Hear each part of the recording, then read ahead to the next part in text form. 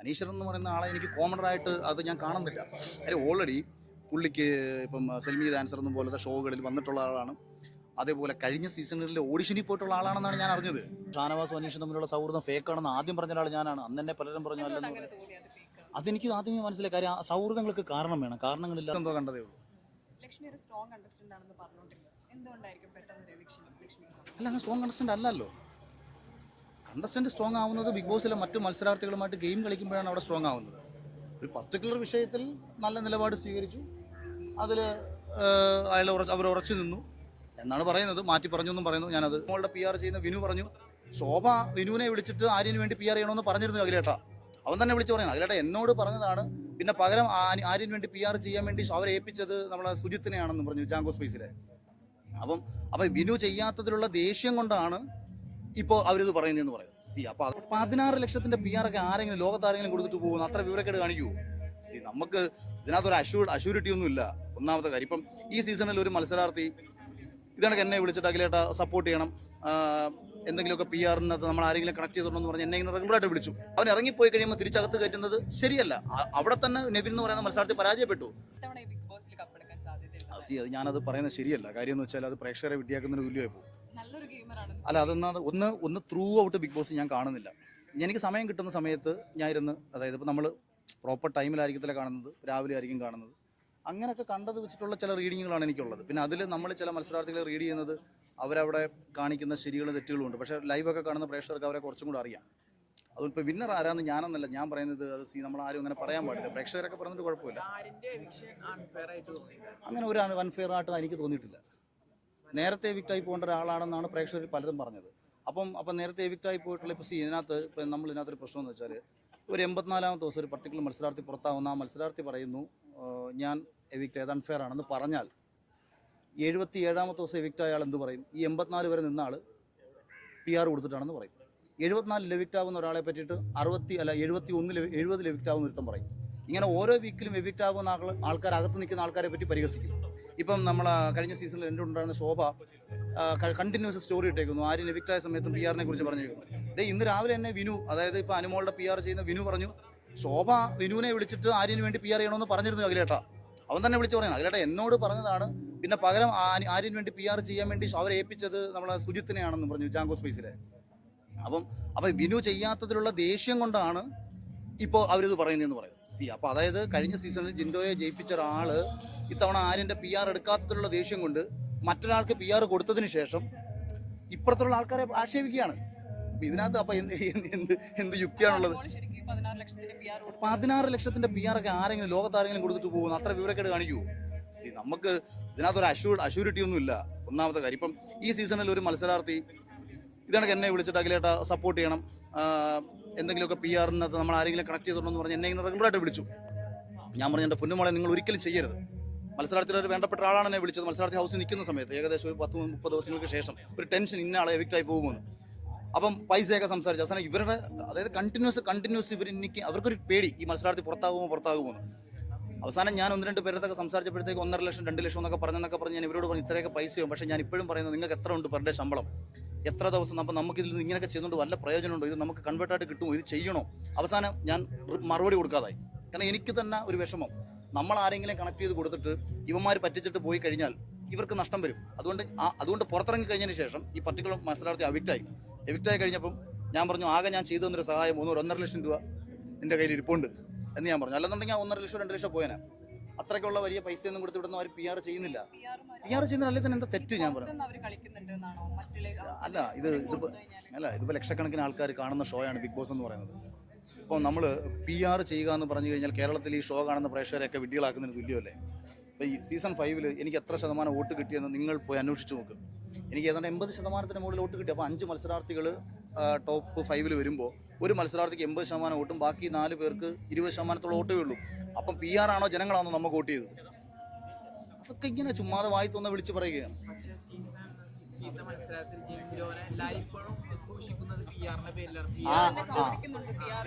അല്ല, PR ചെയ്യുന്നൊരു തെറ്റാണോ? സർക്കാരിന് PR ഇല്ലേ? പിണറായി വിജയൻ PR ചെയ്യുന്നുണ്ട്. അത് ഞാൻ പറഞ്ഞത്, ഇപ്പം ജിൻഡോ PR ചെയ്തിട്ടാണ്, ജിൻഡോ നല്ല വിന്നറല്ലെന്ന് ആരാ പറയുന്നത്? സോഷ്യൽ മീഡിയ കാണുന്ന കമൻസ് ആണ്. കാശ് മേടിച്ച് PR ചെയ്ത് വോട്ട് കൊടുക്കുന്നൊരുത്തിന് പരാതി വരുമോ? അപ്പോൾ ആർക്കാണ് പരാതി വരുന്നത്? ജെന്യുവനായിട്ട് ജിൻഡോയ്ക്ക് വോട്ട് ചെയ്തതാണ്. ജിൻഡോ എന്തുകൊണ്ടാണ് ജയിച്ചത്? ജിൻഡോ ജയിക്കാൻ പലവിധ കാരണങ്ങളുണ്ട്. ഒന്ന്, ജിൻഡോ അതിനകത്ത് മികച്ച രീതിയിൽ തന്നെ ഗെയിം കളിച്ചു. നമ്മളെ ഒരാൾ കണ്ടിന്യൂസ് പ്രൊവോക്ക് ചെയ്താൽ നമ്മൾ നിശബ്ദരായിട്ടിരിക്കുന്നത് പോലും ഗെയിമിന്റെ ഭാഗമാണത്. ഇപ്പം സാബുമാൻ ഹൗസിനകത്ത് നിൽക്കുന്നില്ലേ? ബിഗ് ബോസ് ഹൗസിനകത്ത് നിൽക്കാൻ തലകുത്തി മറിഞ്ഞ അഭ്യാസമൊന്നും കാണിക്കേണ്ട കാര്യമൊന്നുമില്ലെന്ന് സാബുമാൻ തെളിയിച്ചു തന്നില്ലേ? പണ്ട് നോബി 100 ദിവസം ബിഗ് ബോസിൽ നിന്നില്ലേ? അതേപോലെ പല ആൾക്കാരും ബിഗ് ബോസിൽ സൈലന്റ് ആയിട്ട് നിന്നിട്ടില്ലേ? ഇതൊക്കെ പല കാരണങ്ങളാൽ നമുക്ക് ബിഗ് ബോസ് ഹൗസിൽ കണ്ടിന്യൂ ചെയ്യാൻ പറ്റും. നമുക്ക് അതിന് PR-ഉം ജനങ്ങൾക്ക് കാശ് കൊടുത്ത് വോട്ടും ചെയ്യേണ്ട കാര്യമൊന്നും ഉണ്ടെന്ന് ഞാൻ വിശ്വസിക്കുന്നില്ല. ജിൻഡോ ജയിച്ചത് ജിൻഡോ കളിച്ചതുകൊണ്ട് തന്നെയാണ്. അതിന് കാരണം ജാസ്മിനോടുള്ള എതിർപ്പുണ്ട്, ഗബ്രിയോടുള്ള എതിർപ്പുണ്ട്, മറ്റുള്ള പലരോടുള്ള എതിർപ്പുണ്ട്, സിജോയോടുള്ള എതിർപ്പുണ്ട്. അപ്പം ആ മറ്റൊരാളോടുള്ള ഒരു എതിർപ്പ് ഇപ്പുറത്തൊരു മത്സരാർത്ഥിക്ക് സോഫ്റ്റ് കോർണറായിട്ട് വർക്കൗട്ട് ആകും. ഒരു ജെന്യുവനാണ്. പക്ഷേ ആ വിജയ് ആയിരുന്നു ആ സീസണിലെ വിജയ് ആകേണ്ടതെന്നൊക്കെ പ്രേക്ഷകർ ഷോ കഴിഞ്ഞിട്ട് ഡിസ്കസ് ചെയ്തിട്ട് കാര്യമില്ല. കണ്ടുകൊണ്ടിരിക്കുമ്പോൾ നിങ്ങൾക്ക് ആരാണോ മികച്ചതെന്ന് തോന്നുന്നു അവർക്ക് ചെയ്യുക. ജാസ്മിൻ എന്തെല്ലാം ഹേറ്റ് ക്യാമ്പയിൻ ആയിരുന്നു ആ സീസണിൽ. ഇത് ആരെങ്കിലും PR ചെയ്തിട്ട് സംഭവിച്ചതാണോ? അല്ല, ഇവിടുത്തെ സാധാരണ പ്രേക്ഷകർ തന്നെയാണ് പറഞ്ഞുകൊണ്ടിരുന്നത്. അതെ അതെ അതെ 100%. അതാണല്ലോ ഞാൻ അന്ന് തുടക്കത്തിൽ റിയാസൊക്കെ പോയി കാണിച്ച വിവരക്കേടെന്ന് അതല്ലേ ഞാൻ പറഞ്ഞത്. ഇപ്പം നമ്മൾ ഒരാളെ എതിർക്കാൻ ആഗ്രഹിച്ചിട്ട് ആ എതിർക്കാൻ ആഗ്രഹിക്കുന്ന ആളെ അപ്ലിഫ്റ്റ് ചെയ്യുന്ന ഒരു പരിപാടിയാണ് അകത്ത് പോയി കാണിച്ചത്. അതിലേക്കും നൂറയ്ക്കും പിന്തുണ കിട്ടാൻ വേണ്ടിയിട്ട് അകത്ത് പോയ റിയാസ് ലക്ഷ്മിക്ക് വോട്ട് കൂട്ടി കൊടുത്തു. ഒന്നും ചെയ്യാതിരുന്ന ലക്ഷ്മിക്ക് ആദിലയോടും നൂറയോടും അല്ലെങ്കിൽ അവരുടെ കമ്മ്യൂണിറ്റിയോടും ഹേറ്റുള്ള ഒരു വിഭാഗത്തിനെ കൊണ്ട് നേരെ കൊണ്ട് വോട്ട് ചെയ്യിപ്പിച്ചു. അപ്പം ലക്ഷ്മി ഒന്നും ചെയ്തിട്ടല്ല അവിടെ വോട്ട് കിട്ടിയത്. അങ്ങനെ വോട്ട് വരും.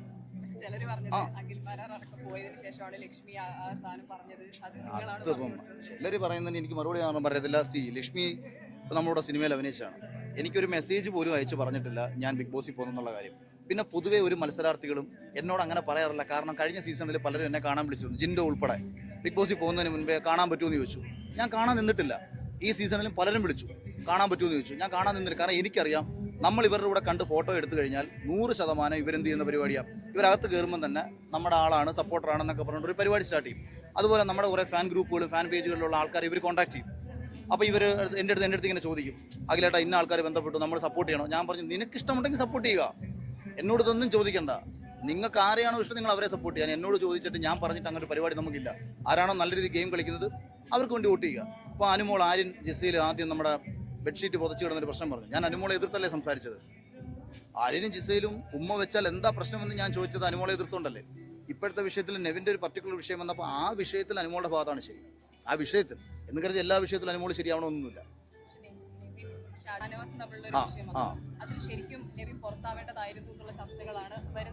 അല്ല, നെവിൻ ആക്ച്വലി നൂറായുടെ വർത്തമാനം കേട്ടിട്ട് ഹൗസിൽ നിന്ന് ഇറങ്ങിപ്പോയ ഒരാളാണ്. അവിടെ അയാൾ ഗെയിമറല്ല. കാര്യം ഇപ്പം നമ്മൾ രണ്ടുപേരും കൂടെ ഇപ്പം ഗെയിം കളിക്കുന്നു, അല്ല ക്രിക്കറ്റ് കളിക്കുന്നു. ഞാനൊരു നല്ല പന്തെറിഞ്ഞു, താൻ ഔട്ടായി കഴിഞ്ഞപ്പോഴത്തേക്ക് എതിർ ടീമിൻ്റെ ഓണർ വന്ന് പറയുകയാണ്, അല്ലെങ്കിൽ എൻ്റെ ടീമിൻ്റെ ഓണർ വന്ന് പറയുകയാണ്, അതിലെ പുള്ളി ഒന്നുകൂടെ ബാറ്റ് ചെയ്തോട്ടെ എന്ന് പറഞ്ഞാൽ ഞാനെന്ന് പറയുന്ന ഒരാളുടെ ബൗളിങ്ങിനെ അടച്ചാക്ഷേപിക്കുകയാണ്. അല്ലെങ്കിൽ അതിനൊരു ഒരു വിലയില്ലാത്ത അവസ്ഥയാണ് ഉണ്ടാക്കി കൊടുക്കുന്നത്. ബിഗ് ബോസിലെ 2 മത്സരാർത്ഥികൾ കയറുമ്പോൾ നൂറയുടെ ഗെയിമാണത്. അവൻ ഇന്നലകളിൽ പറഞ്ഞൊരു വാക്കിനെ എടുത്ത് ഓർമ്മിപ്പിച്ചുകൊണ്ട് അവനെ ഇമോഷണലി ബ്രേക്ക് ഔട്ട് ആക്കിക്കൊണ്ട് ആ ഹൗസിൽ നിന്ന് അവനെ ഇറക്കി വിട്ടെങ്കിൽ അത് ഇവിടുത്തെ ഒരു മത്സരാർത്ഥിയുടെ മികച്ച ഗെയിം പോയിന്റാണത്. അതിനെ ഒന്നുമല്ലാതാക്കി കളഞ്ഞത് ബിഗ് ബോസ്. ഇറങ്ങിപ്പോയവനെ എന്തിനു തിരിച്ചു കയറണം? അതല്ലേ ഈ ഷോ. ഇവിടെ ഞാൻ ഹൗസിൽ പോകുമ്പോൾ എൻ്റെ ഓപ്പോസിറ്റുള്ള മത്സരാർത്ഥി ഇറക്കി വിടാൻ വേണ്ടിയിട്ടാണ് ഞാൻ സംസാരിക്കുന്നത്. അവൻ ഇറങ്ങിപ്പോയി കഴിയുമ്പോൾ തിരിച്ചകത്ത് കയറ്റുന്നത് ശരിയല്ല. അവിടെ തന്നെ നെവിൻ എന്ന് പറയുന്ന മത്സരാർത്ഥി പരാജയപ്പെട്ടു. പിന്നെ തിരിച്ചു കയറി വന്ന് അതിനുശേഷം നടക്കുന്ന ഈ പാലറിയുന്ന വിഷയമാണ്. അതിപ്പോൾ ഞാൻ പറയും, ഇതിനകത്ത് ഫിസിക്കൽ അസോൾട്ട് എന്ന് പറയുന്ന നല്ല പ്രശ്നം. ഫിസിക്കൽ അസോൾട്ടിനെക്കാട്ടിയും വലുതാണ് മെൻ്റൽ അസോൾട്ട് എന്ന് പറയുന്നത്. നമുക്കൊരാളെ തകർക്കാൻ ശാരീരികമായിട്ട് അതിന് ഉപദ്രവിക്കണമൊന്നുമില്ല. ഇവിടെ ഇപ്പം പാലിൻ്റെ കവർ എടുത്തെറിഞ്ഞു ഇല്ല എന്നുള്ളതല്ല, ഒരിക്കൽ ഹാർട്ടിന് പ്രശ്നമുള്ള ഒരാളാണ് ഓപ്പോസിറ്റ് നിൽക്കുന്നതെന്നും അങ്ങനെ ഒരാൾ താഴെ വീഴുമ്പോൾ അതിനെ നമ്മൾ വളരെ ഗൗരവത്തോടുകൂടി എടുക്കണം. അത് ബിഗ് ബോസിൻ്റെ അണിയറ പ്രവർത്തകർ എടുക്കണം. അത് ഷാനവാസിൻ്റെ ഡ്രാമ ആകാം, പക്ഷെ നമ്മളൊക്കെ അങ്ങനെ പറയാൻ പാടില്ല. ഇപ്പോൾ വളരെ ആരോഗ്യത്തോടുകൂടി നമ്മുടെ ഓപ്പോസിറ്റ് നിൽക്കുന്ന ഒരാൾ ടക്കനെ നമ്മുടെ മുമ്പിൽ കുഴഞ്ഞു വീഴുമ്പം അത് നമ്മൾ ആദ്യം അയാൾക്ക് വേണ്ട കാര്യങ്ങൾ ചെയ്തു കൊടുക്കുക. അത് പ്രശ്നങ്ങളൊന്നുമില്ലെന്ന് തിരിച്ചറിഞ്ഞാൽ നിങ്ങൾ അയാളെ പരിഹസിക്കുകയോ കളിയാക്കുകയോ എന്തോ ചെയ്തു. ഇപ്പം നമ്മൾ ഈ പറഞ്ഞ പാലിൻ്റെ കവറെടുത്തെറിഞ്ഞുകൊണ്ടായ ഒരു വലിയ ഷോക്കല്ല അവിടുത്തെ പ്രശ്നം. ഓൾറെഡി ഹാർട്ടിന് പ്രശ്നമുണ്ട് എന്ന് പറഞ്ഞാൽ ഓൾറെഡി അറ്റാക്ക് വന്നിട്ടുള്ള ഒരാൾക്ക് ഹൗസിനുള്ളിൽ വെച്ച് അയാൾ കഴിഞ്ഞ 10-75-80 ദിവസമായിട്ട് മെൻ്റലി ഹൈലി പ്രഷറായിട്ട് ഇങ്ങനെ നിൽക്കുകയാണ്. കഴിഞ്ഞ ലാലേട്ടൻ വന്നൊരു എപ്പിസോഡിൽ അയാളെ ഭയങ്കരമായിട്ട് പ്രഷർ ചെയ്ത് നിൽക്കുകയാണ്. അപ്പോൾ അയാളുടെ മാനസികാവസ്ഥ ഭയങ്കരമാണ്. ഹാർട്ട് അറ്റാക്ക് വരാൻ വേണ്ടിയിട്ട് ഈ പറഞ്ഞ ഡിപ്രഷൻ വന്നാൽ മതി, അല്ലെങ്കിൽ നമ്മുടെ പ്രഷർ വേരിയേഷൻ വന്നാൽ മതി, അല്ലെങ്കിൽ പെട്ടെന്നുണ്ടാകുന്ന ഒരു ഹോർമോണൽ ചേഞ്ച് വന്നാൽ മതി, അല്ലെങ്കിൽ നമ്മുടെ തോട്ട് പോലും നമ്മുടെ ഹാർട്ട് അറ്റാക്കിൽ നയിച്ചേക്കാം. അപ്പോൾ ആ നിമിഷം ഷാനവാസിന് എന്താണ് പറ്റിയത് എന്നുള്ള പ്രാധാന്യം കൊടുക്കണം. അതാണ് മനുഷ്യത്വം എന്ന് പറയുന്നത്. അതിനെ ആക്ഷേപിച്ച് നടക്കുകയല്ല, അല്ലെങ്കിൽ ഞാനിതേ ചെയ്തോളൂ എന്ന് പറയുകയല്ല.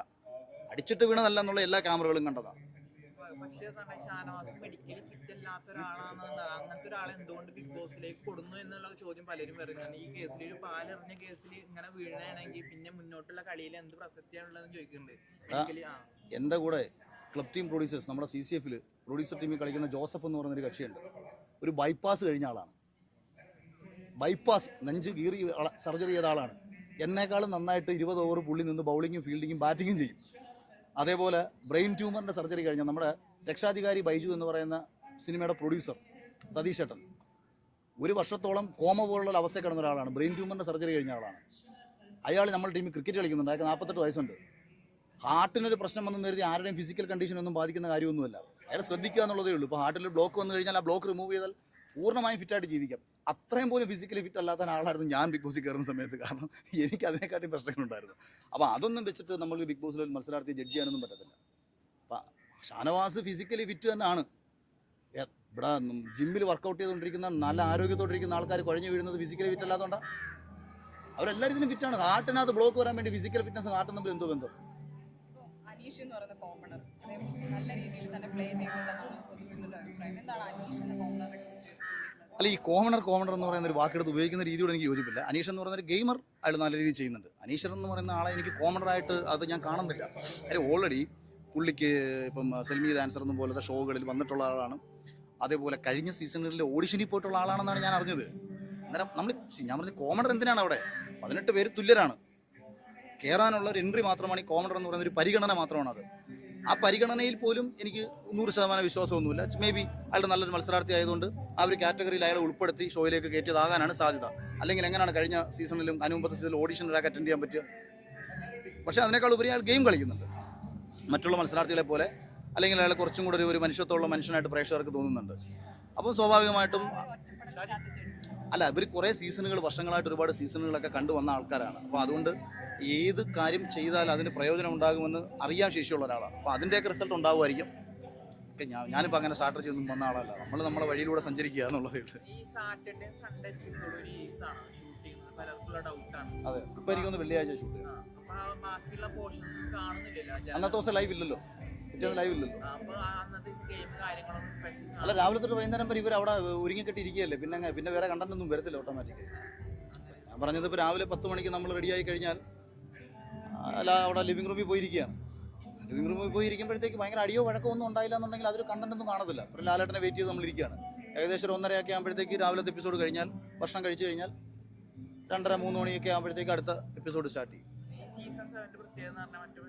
ലവ് ട്രാക്ക് എന്ന സംഭവം ഈ സീസൺ 7 വന്നിട്ടില്ല.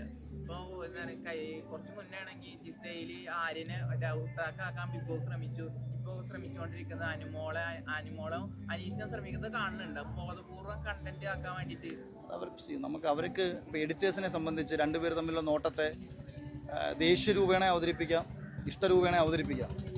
ഇപ്പം നീ ഇവിടെ നിന്ന് വേറൊരു പെങ്കൊച്ചിനെ നോക്കുന്നത്, ഞാനിവിടെ നിന്ന് വേറൊരാളെ നോക്കുന്നത്, നമ്മളായിട്ട് എടുത്തു വെച്ച് കാണിച്ചു കഴിഞ്ഞാൽ വേണമെങ്കിൽ ഗേയാന്നും കാണിക്കാം. നീ എന്നെ നോക്കിയാണെന്നുള്ള കാര്യം പ്രേക്ഷകൻ അറിയത്തില്ലല്ലോ. അത് എഡിറ്റർമാരുടെ സ്കില്ലാണത്. അത് അവരുടെ താല്പര്യം. അവർ കോടിക്കണക്കിന് രൂപ മുടക്കി കണ്ടന്റ് ഉണ്ടാക്കാനല്ലേ നടക്കുന്നത്. നിങ്ങൾ ഈ പുറത്തിറങ്ങി നമ്മോട് ചോദ്യം ചോദിക്കുന്ന കണ്ടന്റിന് വേണ്ടിയല്ലേ. 5 പൈസ മുടക്കില്ലല്ലോ. അവർ കോടിക്കണക്കിന് രൂപ മുടക്കിയായി കണ്ടന്റ് ഉണ്ടാക്കുന്നത്. വ്യത്യാസമുണ്ട്.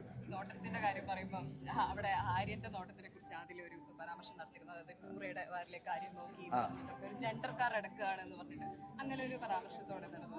ജെൻഡർ കാർഡ് ഇറക്കുന്നുള്ളതിൽ ജെൻഡർ കാർഡ് എന്ന് പറയുമ്പോൾ നൂറ് ആക്ച്വലി ലെസ്ബിയൻ കാറ്റഗറിയിലല്ലേ അവർ വരുന്നത്. അതെന്തോ ഞാൻ അതിനെക്കുറിച്ച് എനിക്ക് അറിയത്തില്ല. ഇടയ്ക്ക് ഇങ്ങനെ പറയുന്ന എന്തോ റീൽസ് എന്തോ കണ്ടതേ ഉള്ളൂ. ലക്ഷ്മി ഒരു സ്ട്രോങ് കണ്ടസ്റ്റന്റ് ആണെന്ന് പറഞ്ഞോണ്ടില്ല. എന്തുകൊണ്ടായിരിക്കും പെട്ടെന്ന് ലക്ഷ്മി? അല്ല, അങ്ങനെ സ്ട്രോങ് കണ്ടസ്റ്റന്റ് അല്ലല്ലോ. കണ്ടസ്റ്റന്റ് സ്ട്രോങ് ആവുന്നത് ബിഗ് ബോസിലെ മറ്റു മത്സരാർത്ഥികളുമായിട്ട് ഗെയിം കളിക്കുമ്പോഴാണ് അവിടെ സ്ട്രോങ് ആവുന്നത്. ഒരു പർട്ടിക്കുലർ വിഷയത്തിൽ നല്ല നിലപാട് സ്വീകരിച്ചു, അതിൽ അവർ ഉറച്ചു നിന്നു എന്നാണ് പറയുന്നത്. മാറ്റി പറഞ്ഞു എന്നും പറയുന്നു. ഞാനത് പൂർണ്ണമായിട്ട് ശ്രദ്ധിച്ചില്ല. ഞങ്ങളുടെ ട്രോളൊക്കെ ഇങ്ങനെ കണ്ടു. അങ്ങനെയായിട്ടൊരു കാര്യം റിവീൽ ചെയ്യോ? ഇപ്പോൾ സീക്രട്ട് ഏജന്റ് പറഞ്ഞിട്ടുണ്ടായിരുന്നു പേയ്മെന്റ് കിട്ടിയെന്ന് 55,000 ആണെന്ന് പറഞ്ഞിട്ട്. റോബിൻ പറഞ്ഞ 25 ആണ്. അപ്പോൾ അഖിലേട്ടൻ എത്രയാണ് ഡെയിലി പേയ്മെന്റ് കിട്ടി? എൻ്റെ പേയ്മെന്റിനെ കുറിച്ച് ഞാൻ പറയാതെ, ഞാൻ ഇവരെല്ലാം പറഞ്ഞ കള്ളവാന്ന് മാത്രം ഞാൻ പറയാം.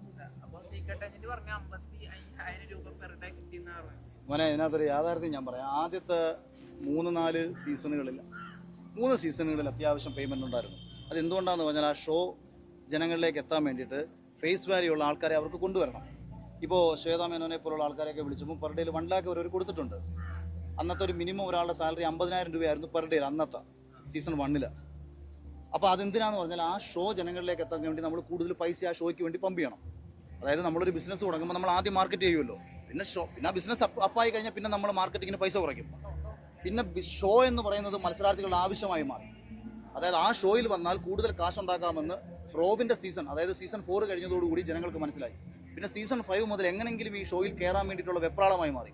എങ്ങനെങ്കിലും കയറാൻ വേണ്ടിയിട്ട് നടക്കുന്ന ഒരാൾ പൈസ കുറച്ചാൽ പോകാതിരിക്കുമോ?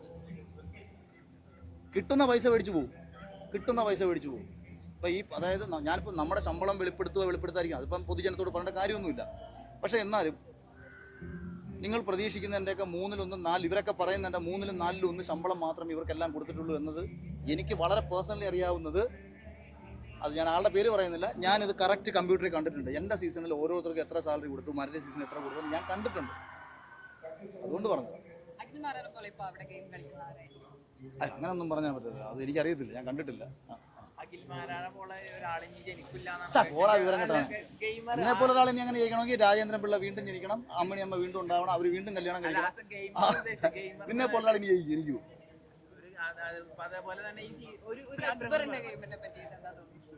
ഞാൻ ഫുൾ എന്താണ് ഫോട്ടോ സീസൺ 6 വരെയുള്ള ഗെയിമിംഗ് നോക്കിയ സീസൺ 7 അത്ര ഫ്ലോപ്പ് ആവുന്ന രീതിയിൽ ഒരു പരാജയമാണെന്ന് ജനങ്ങൾ പറയുന്നുണ്ട്. അതിനോട് എന്താ പറയുള്ളത്? ജനങ്ങളല്ലേ പറയുന്നത്, അവരല്ലേ പറയേണ്ടത്. കാണുന്ന ഒരു ഓഡിയൻസ് നിലയിൽ അഖിലേട്ടന് എന്താ പറയാനുള്ളത്? ജനങ്ങളല്ലേടാ പറഞ്ഞത്, നീ പറഞ്ഞത്. അഖിലേട്ടന്റെ പേഴ്സണൽ ഒപ്പീനിയൻ എന്താണ്? ഞാൻ അങ്ങനെ പറഞ്ഞില്ലല്ലോ, നീ ജനങ്ങൾ പറഞ്ഞെന്ന് പറഞ്ഞു. അപ്പൊ ജനങ്ങൾ പറയുന്നത് ശരി.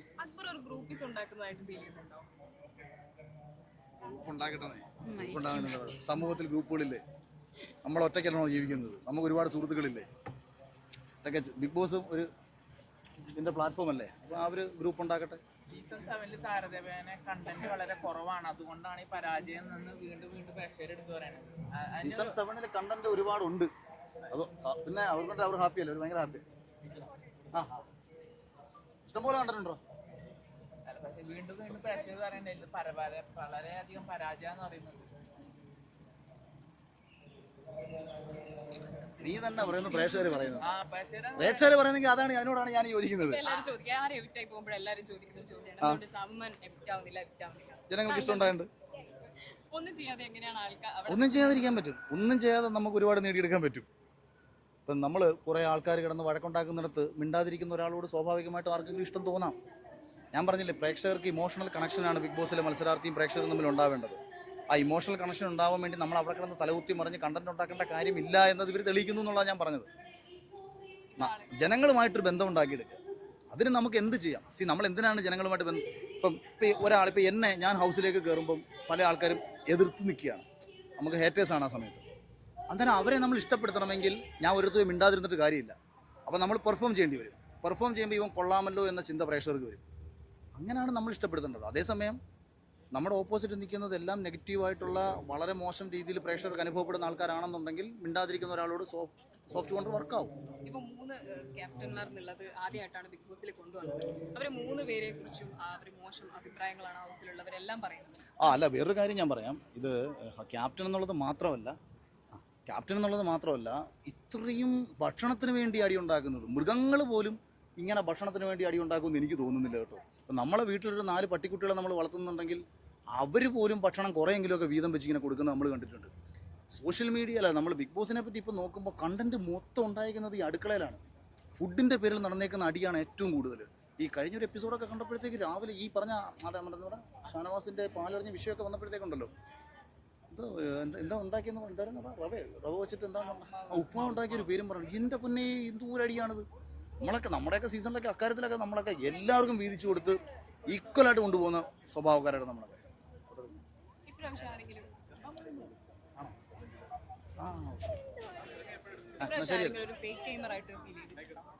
പല ആൾക്കാരും സത്യസന്ധരല്ലെന്ന് തോന്നാറുണ്ട്. ഫേക്കെന്ന് ഞാൻ പറയത്തില്ല. എനിക്ക് അത് കുറയും. എനിക്ക് ആക്ച്വലി 2 ചപ്പാത്തിയാണ് രാവിലെ എല്ലാവർക്കും ഡിവൈഡ് ചെയ്യണം.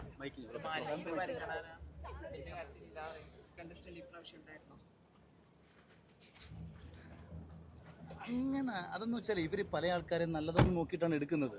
പക്ഷേ ഹൗസിനുള്ളിൽ എത്തുന്ന സമയത്ത് ചില ആൾക്കാർ നല്ല മാന്യന്മാരായതുകൊണ്ടാവും. ഇപ്പോൾ രഞ്ജിത്ത് മുൻഷിയൊക്കെ സീസണിൽ കയറാൻ വേണ്ടി ഒരുപാട് ശ്രമിച്ച ആളാണ്. പക്ഷേ അദ്ദേഹത്തിന് ഒരു കണ്ടന്റ് കൊടുക്കാൻ പറ്റാത്തൊരു സാഹചര്യം വന്നതുകൊണ്ടാണ്. അപ്പോൾ എല്ലാവരും നല്ലതൊക്കെ തന്നെയാണ്. ഇപ്പോൾ സരിക ഔട്ടായി പോയ പലരും നല്ലതൊക്കെ തന്നെയാണ്. പക്ഷേ ഇവർക്ക് ഉദ്ദേശിച്ച ഒരു ഔട്ട്പുട്ട് അവർക്ക് മനസ്സിലായില്ല ഈ ഷോയിൽ എന്താണ് ഇവർക്ക് കൊടുക്കേണ്ടതെന്നുള്ളത്.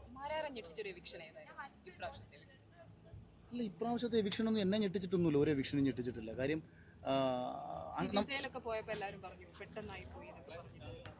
അല്ല, അതിപ്പം ഞാൻ പറഞ്ഞത് അങ്ങനെ വെച്ച് പറഞ്ഞതല്ല. ചില ആൾക്കാർ ചില മത്സരാർത്ഥികളെ കുറിച്ച് വെറുതെ ഇരുന്ന് സംസാരിക്കും, വോട്ട് കൊടുക്കത്തില്ല. ഇപ്പം ഞാൻ ജിസയിൽ പോയി എന്ന് പറഞ്ഞ് ഞെട്ടിയിട്ട് ഞാൻ വോട്ട് വേറൊരാൾക്കാണ് കൊടുത്തെങ്കിൽ പിന്നെ ഞെട്ടൽ എന്താണ് അർത്ഥമുള്ളത്? എൻ്റെ സീസണിൽ വിഷ്ണു എവിക്റ്റായപ്പോൾ ഞാൻ ഞെട്ടിയിട്ടുണ്ട്. കാര്യം വിഷ്ണു എങ്ങനെ എവിക്റ്റായി എന്നെനിക്കറിയില്ല. അവൻ നല്ല ഗെയിമറായിരുന്നു. അപ്പം ഞാൻ ചിന്തിച്ചു, അപ്പോൾ എന്താ കാര്യം എന്ന് വെച്ചാൽ അതിൻ്റെ റിയാലിറ്റി പിന്നീട് എനിക്ക് മനസ്സിലായി. വിഷ്ണു തുടർച്ചയായിട്ട് 2-3 എവിക്ഷനി വന്നില്ല. അപ്പോൾ ജനങ്ങൾക്ക് ആ വോട്ടിംഗ് പ്രോസസ്സിൽ വിഷ്ണുവിനെ കിട്ടിയില്ല. ഞാനും ഷിജിച്ചേട്ടനും ഒരേപോലെ എവിക്ഷനിൽ ഉണ്ടായിരുന്നു. അപ്പം ഞങ്ങളെ 3 പേരെ ഇഷ്ടപ്പെടുന്നൊരു വിഭാഗം ഞാൻ എവിക്റ്റ് ആവാതിരിക്കാനും ഷിജിച്ചേട്ടൻ എവിക്റ്റ് ആവാതിരിക്കാൻ വേണ്ടി വോട്ട് ചെയ്തു. വിഷ്ണു ഒരിക്കലും എവിക്റ്റ് ആവില്ല എന്ന് അവരങ്ങ് ചിന്തിച്ചു. കാര്യം വിഷ്ണു നല്ല ഗെയിമറാണല്ലോ. അപ്പം കക്ഷി ഒരിക്കലും എവിക്റ്റ് ആവില്ല എന്ന് അവർ പ്രേക്ഷകരങ്ങ് ചിന്തിച്ചു. അപ്പോൾ വോട്ട് കൊടുക്കാൻ മറന്നുപോയി. ഇപ്പം ജിസയിൽ നല്ല മത്സരാർത്ഥിയാണെന്ന് ചിന്തിച്ചിട്ട് കാര്യമില്ല. നമ്മൾ വോട്ട് കൊടുത്തെങ്കിലേ സംഭവിക്കും. അതിൽ വലിയ കാര്യമില്ല. ടാസ്ക് ഇപ്പോൾ റോബിൻ എന്ന് പറയുന്ന ആൾ ഒരു ടാസ്കും വിൻ ചെയ്തിട്ടില്ല, ഒരു തവണ പോലും ക്യാപ്റ്റൻ ആയിട്ടില്ല. റോബിൻ ഉണ്ടാക്കിയ ഇമ്പാക്ട് ഒരുപക്ഷെ എനിക്ക് പോലും ഉണ്ടാക്കാൻ കഴിഞ്ഞിട്ടുണ്ടെന്ന് ഞാൻ വിശ്വസിക്കുന്നില്ല. അതിന് 2 കാരണങ്ങളുണ്ട്. റോബിനെ ഷോയിൽ നിന്ന് പുറത്താക്കി എന്നതൊരു അനുകൂല അന്തരീക്ഷം കൂടി റോബിനുണ്ടായിരുന്നു. അപ്പം അയാൾ ഇതൊന്നും ചെയ്യാതെ എങ്ങനെ പ്രേക്ഷകരോട് ഇമോഷണലി കണക്റ്റഡായി? അനുമോളെ കുറിച്ചാണ് പുറത്തിറങ്ങിയപ്പോൾ എല്ലാവരും പറയുന്നത്. അതായത് അനുമോൾ അങ്ങനെ ടാസ്കിൽ ജയിക്കുന്നില്ല, പക്ഷെ അനുമോൾ നിന്ന് പോകുന്നുണ്ട്. അത് PR കൊണ്ടാണ് അനുമോളെ ഇങ്ങനെ അത് അങ്ങനെ പറയുന്നത്. ഈ ഷോയിൽ അനുമോൾക്ക് കിട്ടുന്ന വോട്ടിൻ്റെ എണ്ണം എടുത്ത് നോക്കുമ്പോൾ അത്രയും വോട്ട് ചെയ്യുന്ന ആൾക്കാരെ പൊട്ടരാക്കുന്നതിന് തുല്യമായി. PR ഭയങ്കര ലിമിറ്റഡ് ആയിട്ടുള്ള സ്പേസസ് വോട്ടിങ്ങിൽ. എത്ര വോട്ട് ചെയ്യാം? ഹോട്ട്സ്റ്റാറിൽ ഒരു അക്കൗണ്ട് എടുത്തെങ്കിലും വോട്ട് ചെയ്യാൻ പറ്റും. 1000 വോട്ട് ചെയ്യണമെന്നുണ്ടെങ്കിൽ 1000 അക്കൗണ്ട് വേണ്ടേ? 1000 പേരുമായിട്ട് PR ഡയറക്റ്റ് വോട്ടിങ് സംസാരിച്ചിട്ടുണ്ടെങ്കിൽ ഇല്ല. അനുമോളെ ഇഷ്ടപ്പെടുന്നവർ ഓൾറെഡി ബിഗ് ബോസിന് മുന്നേ ഉണ്ടല്ലോ. അനുമോൾക്ക് വേണ്ടി സംസാരിക്കുന്നു. അനുമോളെ ഇഷ്ടപ്പെടുന്നൊരു തെറ്റാണോ ഇപ്പം വന്നത്? ഞാനതിന് ആരുടെയും ഫാനൊന്നുമല്ല, ആരുമല്ല. നമുക്ക് നല്ല മത്സരാർത്ഥി ജയിക്കട്ടെ എന്ന് ഇപ്പോഴും ഞാൻ ചിന്തിക്കാറുള്ളൂ. ശരിയും തെറ്റും വിഷയത്തെ നോക്കി ഞാൻ മാറ്റും. അനുമോളുടെ ഭാഗത്ത് തെറ്റ് വന്നു കഴിഞ്ഞാൽ അത് അനുമോൾ തെറ്റാന്ന് പറയുന്നത് ഓൾറെഡി ഞാൻ പറഞ്ഞിട്ടുണ്ട്. നാളെ വേറൊരു മത്സരാർത്ഥിയുടെ ഭാഗത്ത് തെറ്റ് വന്നാൽ അതും പറഞ്ഞു. ഇപ്പോൾ ഷാനവാസും അനീഷും തമ്മിലുള്ള സൗഹൃദം ഫേക്കാണെന്ന് ആദ്യം പറഞ്ഞ ഒരാൾ ഞാനാണ്. അന്ന് തന്നെ പലരും പറഞ്ഞു അല്ലെന്ന്. അതെനിക്ക് ആദ്യമേ മനസ്സിലായി. കാര്യം സൗഹൃദങ്ങൾക്ക് കാരണം വേണം. കാരണങ്ങളില്ലാതെ ബന്ധങ്ങളുണ്ടാവില്ല. അപ്പം നമ്മൾ ഏച്ചു കെട്ടിയ സൗഹൃദമായിട്ട് മാറും. മറ്റാൾക്കാരെ ബോധിപ്പിക്കാൻ വേണ്ടിയിട്ടുള്ള സുഹൃത്തുക്കളായിട്ട് നമ്മൾ അതിനെ മാറ്റും. അല്ല, അനീഷല്ല, ഷാനവാസിന് ഇടയിലും അങ്ങനെ ഒരു പ്ലാൻ ഉണ്ടായിരുന്നു. ആണോ? വാ.